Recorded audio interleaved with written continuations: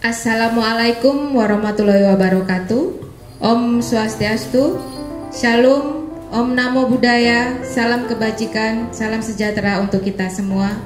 Mari kita panjatkan puji syukur kehadirat Tuhan Yang Maha Esa, karena atas izinnya kita masih diberikan kesehatan, keselamatan, dan umur yang panjang sampai pada penutupan pelaksanaan layanan orientasi siswa baru tahun pelajaran 2020-2021. Adapun materi yang akan kami sampaikan pada hari ini adalah protokol kesehatan siaga COVID-19 untuk siswa SDN Baratajaya yang akan disampaikan oleh Ibu Yeli Wijayanti. Kemudian sekolah ramah anak yang akan disampaikan oleh Ibu Rimbun Pergaulan Simanjuntak.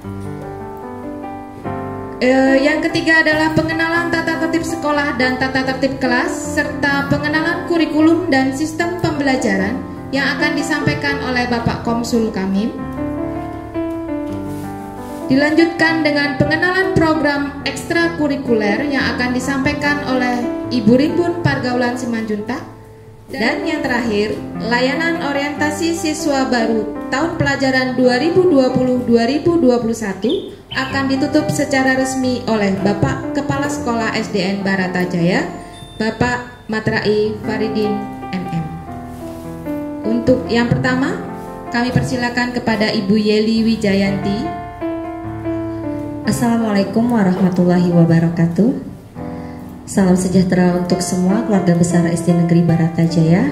Pada kesempatan penutupan layanan orientasi siswa baru SD Negeri Baratajaya tahun pelajaran 2020-2021, saya akan menyampaikan materi protokol kesehatan siaga COVID-19 untuk siswa SD Negeri Baratajaya. Adapun poin pertama yang akan dilaksanakan anak-anak dalam protokol kesehatan siaga COVID-19 ini, yang pertama, siswa melaksanakan protokol kesehatan siaga COVID-19.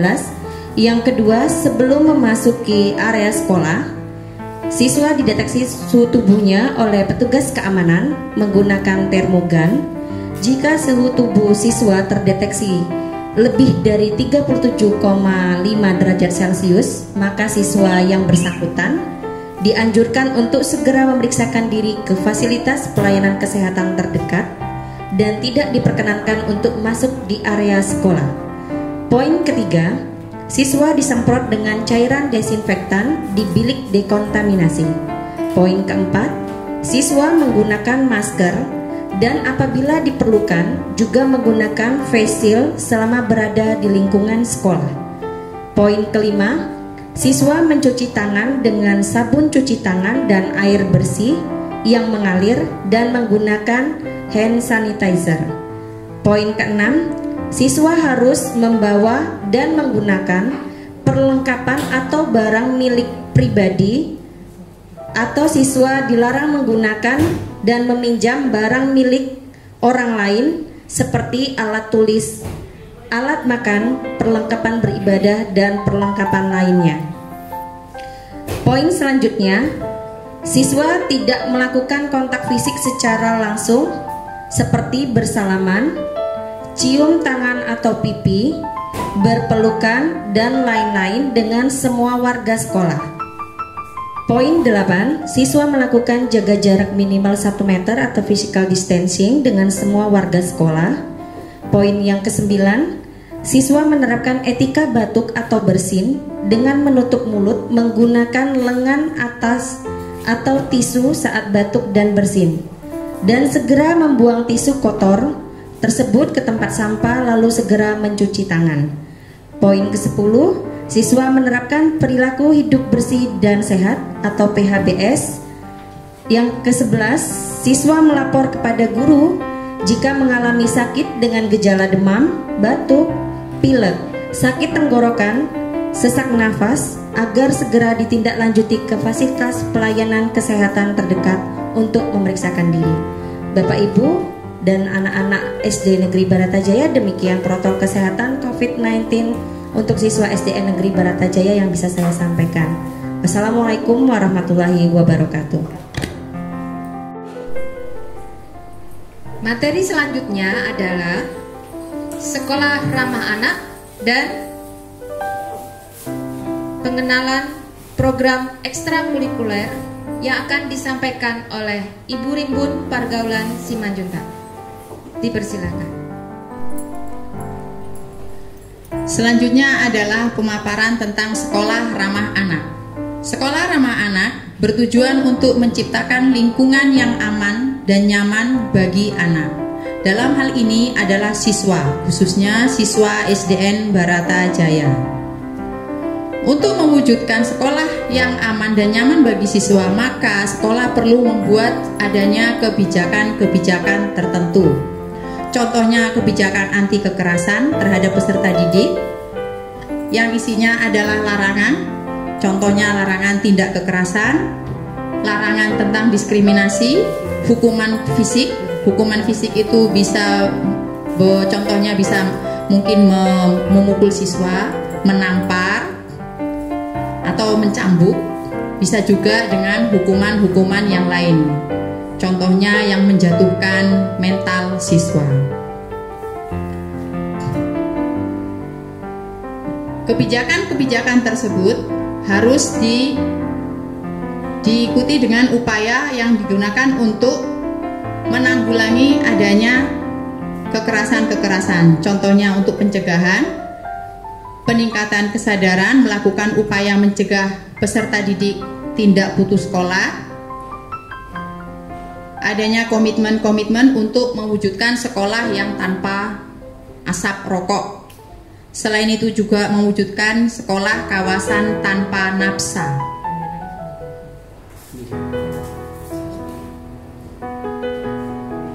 Kebijakan sekolah ramah anak harus terintegrasi dalam materi pembelajaran. Contohnya materi kesehatan reproduksi, materi lingkungan hidup. Hal ini juga dapat dilakukan dengan membuka kelas layanan khusus bagi siswa yang memiliki kebutuhan tertentu, keistimewaan. Adanya perlindungan khusus bagi siswa. Bisa juga dilakukan dengan mewajibkan orang tua untuk melaporkan kondisi putranya pada waktu pendaftaran siswa baru. Juga dapat kita lakukan dengan membiasakan gerakan penanaman budi pekerti bagi siswa. Pelaksanaan pembelajaran, proses pembelajaran dilakukan dengan cara yang nyaman. Bagaimana kita melakukan proses pembelajaran tersebut harus sebisa mungkin harus menyenangkan bagi siswa, membuat siswa itu merasa nyaman, penuh dengan ketenangan, penuh kasih sayang. Dalam hal ini kita harus memperhatikan hak-hak anak. Juga harus bisa mengembangkan kreativitas anak, mengembangkan kemampuan anak. Kita dapat melakukannya juga dengan menyelenggarakan atau mengikuti mengapresiasi kegiatan seni budaya dalam kegiatan seni budaya. Juga menumbuhkan wawasan dan rasa kebangsaan para peserta didik. Partisipasi wali murid. Sekolah ramah anak tidak terlepas dari partisipasi wali murid. Dalam hal ini contohnya dengan menyekolahkan anak tidak jauh lokasinya dari sekolah. Orang tua dapat betul-betul perhatian kepada anak-anak, menyediakan waktu kegiatan bersama secara rutin, berkomunikasi secara intensif dengan guru untuk mengetahui perkembangan siswa tersebut. Juga berkomunikasi dengan pihak sekolah jika anak tersebut memiliki riwayat kesehatan tertentu juga. SDN Barata Jaya merupakan salah satu sekolah ramah anak di Surabaya, di mana memiliki guru-guru yang handal, guru-guru yang produktif, lingkungan yang baik, siswa-siswinya juga produktif, kreatif, dan di sini banyak sekali ekstrakurikuler yang dapat menampung untuk mengasah kemampuan putra-putri Bapak Ibu sekalian. Jadi, Bapak Ibu sekalian tidak salah jika menyekolahkan anaknya di SDN Barata Jaya. Selamat datang di Sekolah Ramah Anak.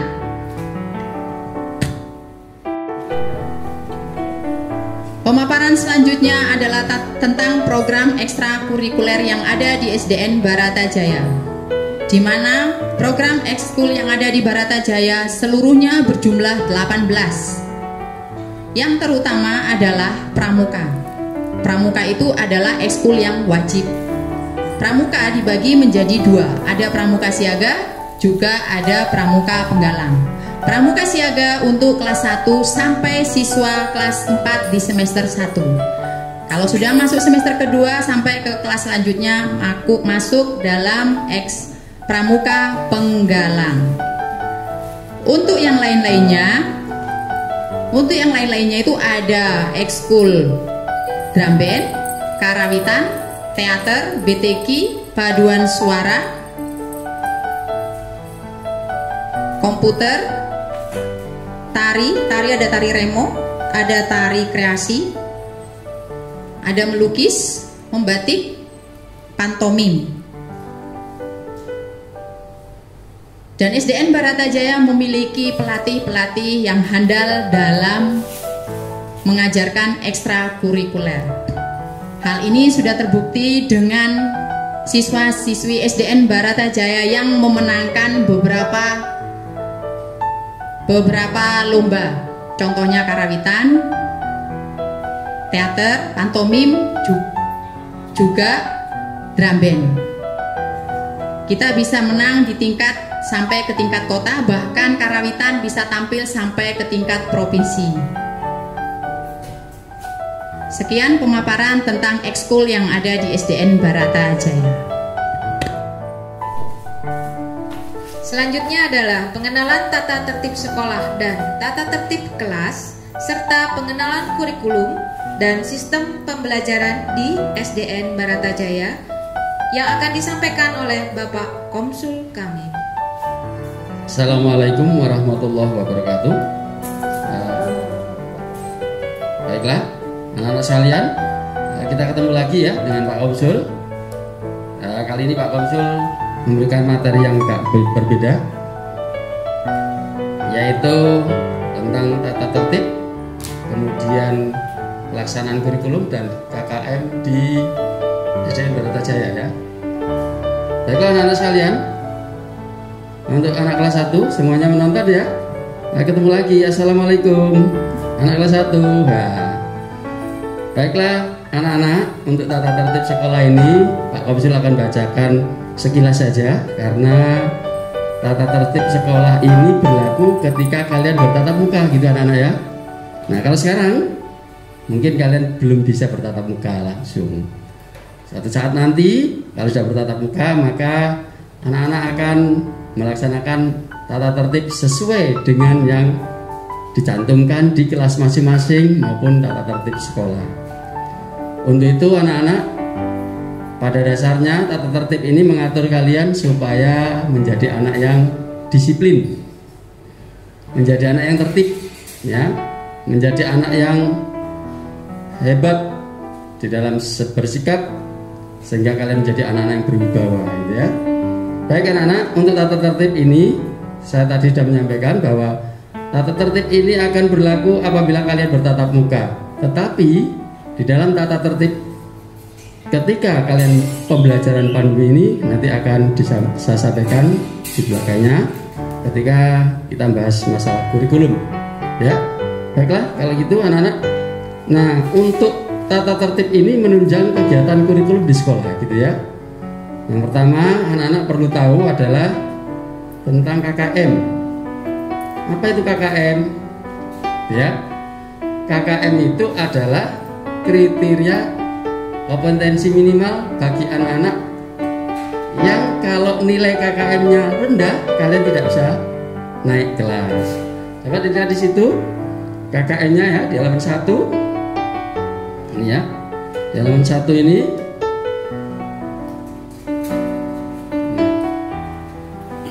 Ini KKM kelas 1. KKM kelas 1 karena kalian masih kelas 1, saya tunjukkan yang KKM kelas 1 ini ya. KKM kelas 1 ini semua pada dasarnya nilainya 75 ke atas. Yang paling rendah adalah 75 ya, itu. Paling rendah 75 dan PKN. Nah, ini agak tinggi ya. Pendidikan kewarganegaraan bagi kalian semua. Ini ya. Untuk PKN 77 ya. Kalian bisa lihat ya. Nah, ini lihat. Coba dilihat di situ. Nah, PKN ini lebih tinggi. 77 ya. Nah, yang lain bahasa Indonesia, matematika, IPA, SBDP, bahasa Jawa 75. Kemudian agama di paling bawah itu ya, agama. Coba dilihat. Ya, di halaman setelah kelas 6 itu. Nah, setelah kelas 6 di kelas 4, kelas 5, kelas 6. Nah, di bawahnya ini. Nah, ini adalah agama ya, beragama Islam. KKM-nya kelas 1 75 ya. Nah, kebetulan kelas yang lain sama 75. Nah, kemudian untuk pelajaran agama Kristen, nah yang beragama Kristen tentunya juga punya KKM yaitu 77. Untuk kelas 1 77.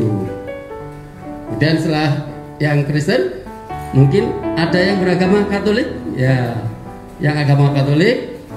Nah, ini 77 juga. Nah, ini masih agama Kristen ya. Nah, ini agama Katolik. Yang di agama Katolik kebetulan agama Katolik sama dengan Kristen ya. Bawahnya lagi ini agama Hindu juga. Bawahnya lagi ini agama Hindu 77 juga sama ya. Kemudian PJOK. Nah, ini PJOK pendidikan jasmani dan olahraga serta kesehatan ya. 75 juga ya. Nah, kemudian setelah PJOK yang terakhir apa anak-anak? Yaitu bahasa Inggris ya. Bahasa Inggrisnya kelas 1 juga harus 75 ya. Meskipun bukan bahasanya sendiri, nanti diajari dari dasar hingga kalian pintar berbahasa Inggris, yaitu 75 ya. Baiklah anak-anak sekalian, itu tadi adalah KKM ya.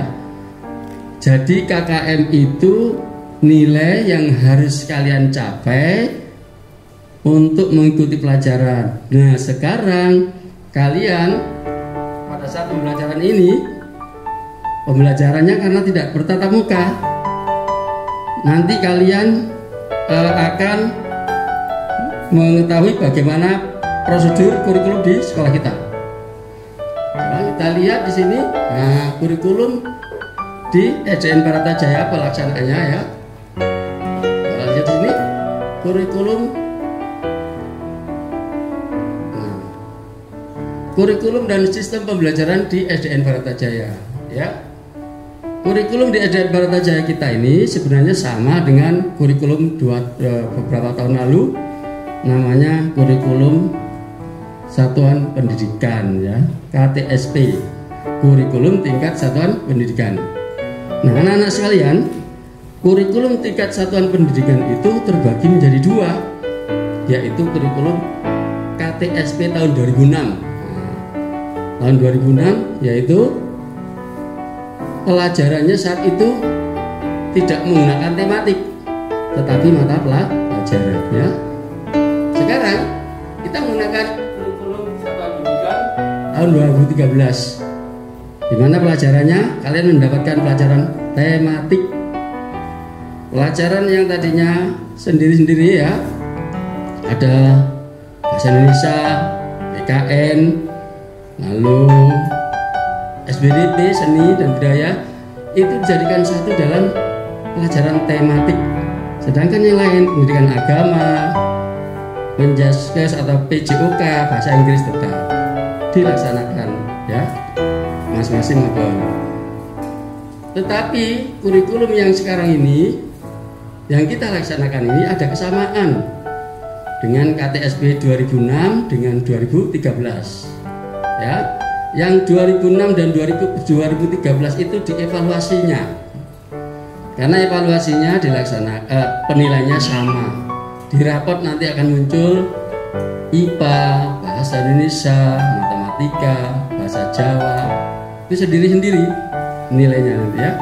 Jadi anak-anak sekalian, untuk kurikulum yang kita laksanakan ini adalah KTSP 2013, di mana pelajarannya meliputi tematik, kemudian pendidikan agama, PJUK, SBDP masuk di dalam tematik, lalu bahasa Inggris ya. Selanjutnya adalah, nah bagaimana kalau sekarang ini dalam kondisi new normal, dalam era baru ya, di Indonesia karena masih dalam masa pandemi COVID 2013, pembelajarannya tidak langsung bertatap muka ya. Jadi anak-anak, pembelajaran saat ini sebenarnya ada 3 pembagian. Pertama sistem reguler, kemudian sistem shift, dan yang ketiga adalah sistem daring. Nah, sekilas ya, kalau yang sistem normal itu kalau kita bertatap muka, reguler atau normal kita bisa bertatap muka dengan Bapak Ibu guru anak-anak ya. Sedangkan kalau sekarang ini belum bisa ya, karena tahapan kita sekarang ini masih dalam zona merah. Wilayah Surabaya masih zona merah, sehingga kita pembelajarannya nanti mengikuti pembelajaran yang ketiga tadi, yaitu daring. Nah, kita lihat, nah, daring itu berarti dalam jaringan, tetapi kita tidak langsung bertatap muka. Meskipun dalam jaringan kita jarak jauh, tetapi pelaksanaannya ya tetap kita sekolah seperti biasa. Hanya saja kita tidak bertatap muka, cukup dengan pengiriman tugas materi lewat dunia maya, yaitu HP atau pakai laptop, melalui sosmed yang ada, gitu ya. Bisa belajar dengan YouTube, dengan Google Form, atau pembelajaran yang menggunakan sosmed yang lain, sosial media yang lain ya. Nah, sistem daring inilah yang kita laksanakan sekarang anak-anak ya. Sistem daring adalah sistem pembelajaran dalam jaringan. Pembelajaran dilakukan dengan cara belajar dari rumah atau school from home. Nah, kemarin kan sudah ada kesepakatan anak-anak mengisi, orang tua mengisi pernyataan tentang pembelajaran dari rumah atau BDR ya. Sistem ini dilakukan jika suatu daerah termasuk dalam zona merah. Pelaksanaan pembelajarannya di Surabaya saat ini menggunakan sistem daring, karena Surabaya masih zona merah, sehingga anak-anak kita nanti pembelajarannya lewat daring ya, tidak bisa bertatap muka dengan Bapak Ibu guru. Itu anak-anak ya. Nah, nanti kalau daerah kita Surabaya sudah menjadi zona hijau bertahap menggunakan sistem shift, yaitu sistem yang kedua tadi ya, yaitu bergantian. Masuknya bergantian, 1 hari masuk, 1 hari libur, tetapi kurikulumnya tetap. Kalau sudah normal, maka kita kembali pada yang pertama, yaitu sistem normal atau reguler tadi. Jadi anak-anak sekalian, itu tadi dari Pak Konsul ya, materi tentang pembelajaran dari rumah serta KKM yang harus kalian ketahui, dan ini akan kita laksanakan setelah program LOS nanti. Saya kira gitu anak-anak dari Pak Komsul, mudah-mudahan bisa diterima semuanya ya. Dan kalian bisa belajar bersama orang tua di rumah, bekerja sama, sehingga nanti bisa mengirim tugas kepada Bapak dan Ibu guru.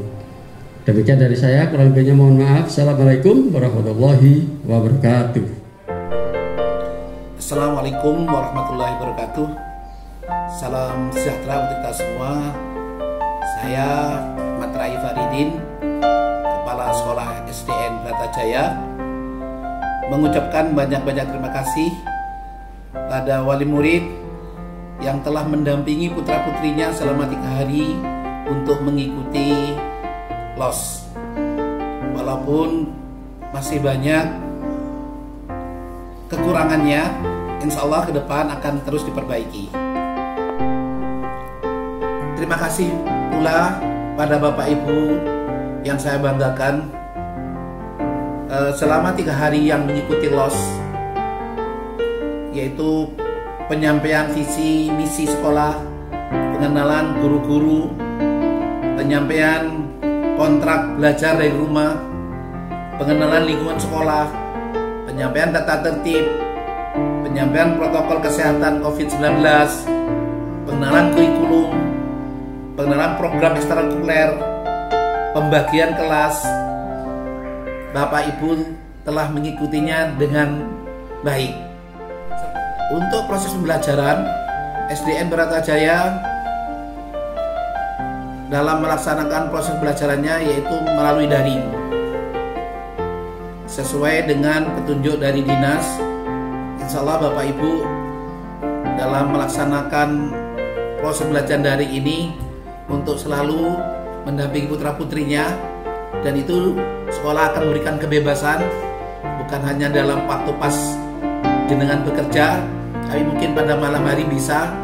Yang penting proses belajar ini nanti akan terus dilaksanakan oleh Bapak Ibu guru kelas masing-masing. Untuk kelas 1 memang agak berat Bapak Ibu, terus terang aja, karena kelas 1 itu harus bisa memahami 3 hal tadi, yaitu belajar, membaca, menulis, menghitung. Penekanannya di situ. Jadi mohon dengan hormat Bapak Ibu di rumah untuk selalu mendampingi ketiga hal tersebut, sehingga anak-anaknya nanti dalam 1 semester ini sudah bisa membaca, menulis, menghitung itu. Mungkin itu yang dapat saya sampaikan Bapak Ibu. Saya lagi mohon maaf mungkin dalam pelaksanaannya ini tadi kurang bagus, kurang baik, kurang berkenan. Saya lagi mohon maaf. Terima kasih. Wassalamualaikum warahmatullahi wabarakatuh. Demikian acara penutupan layanan orientasi siswa baru tahun pelajaran 2020-2021. Karena kita adalah keluarga, mari kita wujudkan kerjasama yang baik antara orang tua, guru, dan lingkungan sekolah yang ramah anak untuk mewujudkan anak-anak yang berbudi pekerti yang luhur dan menjadi sukses bersama-sama. Mari, Surabaya Isore, Baratajaya pasti bisa. Sukses bersama SDN Baratajaya.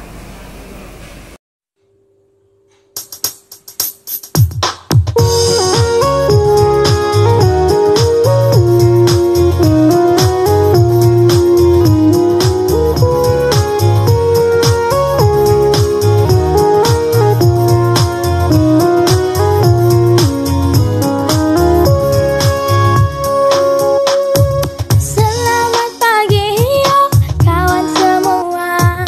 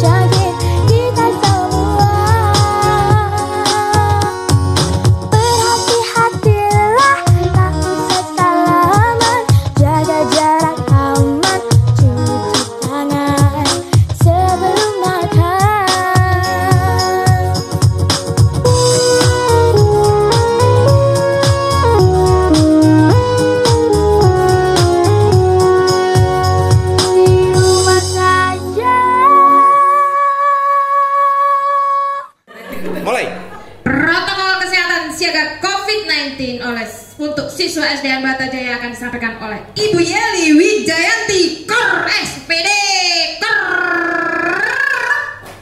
Kornya itu nggak usah kayak gitu, ya paham? Terus? Saya ngambil kornya itu hampir 6 tahun. 6 tahun? Saya 9 tahun untuk dapat SPD SD. 9 tahun itu main-main apa on? Yuk, jus sudah Itu selesai. Pak nanti tayangan diberi lagi. Pusing palaku, badanku putar, gelasku puyeng.